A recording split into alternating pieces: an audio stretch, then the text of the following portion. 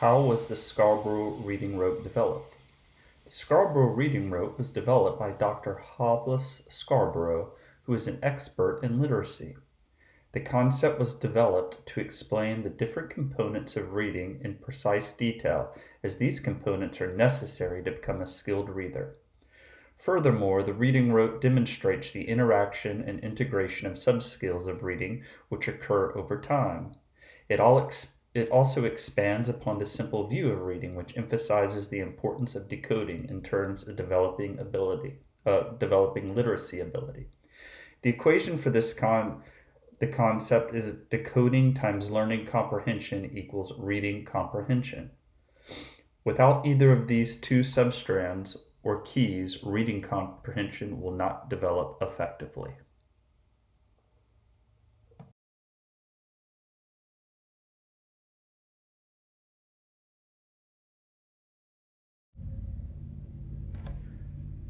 Why did I choose this topic? I firmly believe the Scarborough Reading Rope will help students develop a joy for literacy.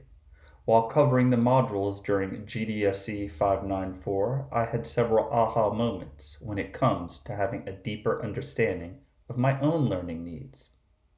However, one of the most powerful inclinations I experienced was about the Scarborough Reading Rope. Needless to say, I was inspired by the visual representation of the rope as a means to improve reading comprehension, along with the two main strands of language comprehension and word recognition. Students in secondary school could benefit from learning from this model about their reading challenges as I did. This model certainly simplified a concept that would otherwise be daunting for students to understand.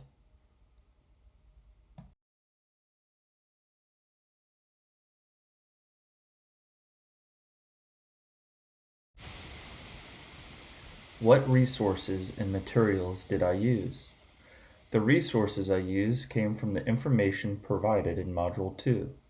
The materials I used were pipe cleaners, which created a model that I saw while searching the internet. While there were many unique ways to display the Scarborough Reading Rope, this was the most intriguing model for me.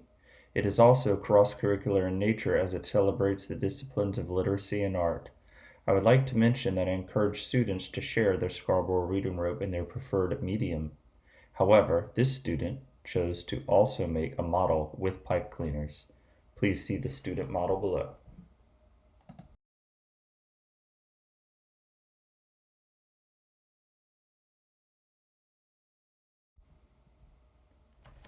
My model of the Scarborough Reading Rope.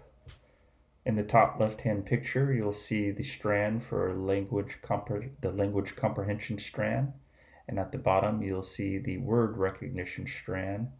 At the top right, you'll see me with just the pipe cleaner model, Scarborough Reading Rope, and the bottom picture represents all that's necessary to become competent in reading comprehension.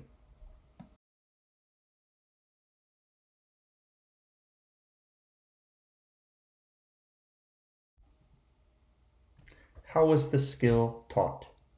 The skill was taught by physically taking apart the pipe cleaner model. I began by explaining the reading rope model was to help gain a deeper understanding of how to improve comprehension. After I showed them a subdivision of the two strands that present the mechanics of language comprehension, which is the top strand, and word recognition, which is the bottom strand. Next, we further divided these two strands to break down those mechanics into a smaller level.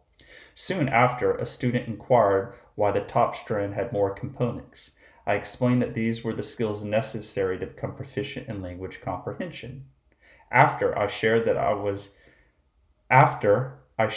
as time moves on, the bottom strand becomes more automatic, while the top strand becomes more strategic. I also highlighted that if any of these these strands become frayed, loose, or missing, students will have a harder time becoming a skilled reader.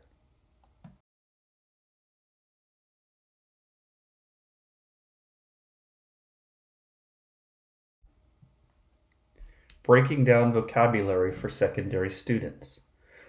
Word recognition. The first key that helps us become more accurate, fluent, and automatic with practice. Decoding. Understanding letter sound relationships, letter patterns, and word pronunciation. Phonological awareness, understanding that words are made of sounds. Sight recognition, knowing how to say a word by seeing it. Language comprehension, the second key to comprehension that helps you understand spoken and written language, like the meaning of a word and how words combine make sentences. Vocabulary knowledge, how many words that you know. Background knowledge, how ideas are related to words we read. It helps us gain meaning from what we are reading. Language structures, how word choice develops meaning and the grammatical rule of language. Literacy knowledge, things we know are true about books and what is written inside them. Verbal reasoning, the ability to make sense of spoken and written words.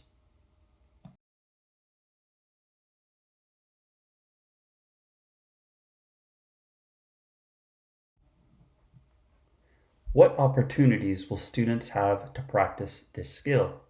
Students will have the opportunity to write reflections and or share and circle the areas of the reading rote that they may need extra support with.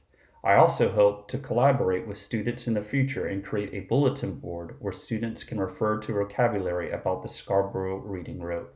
In this way, such vocabulary can be used during an everyday conversation within the support room.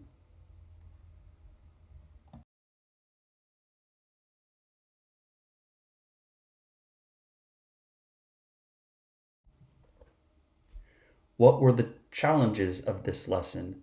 Some challenges were getting secondary school students interested in learning about reading deficits, as there is a stigma attached to having difficulty with literacy. I also found that the vocabulary was a big hurdle, as some of the concepts are hard for secondary students to understand.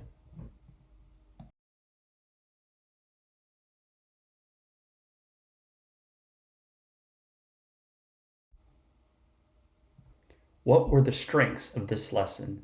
The strengths of this lesson were for those students who benefited from learning about the uniqueness of creating a Scarborough reading rope. Learning these essential components is imperative to becoming a well rounded reader. Also, taking time to analyze and reflect on the deficits within your reading skills is an extremely effective way to hone in on aspects that will improve your capacity to become an effective reader in the long term. I believe this groundbreaking infographic can positively influence how students in secondary school can become informed and therefore empowered to drive their learning.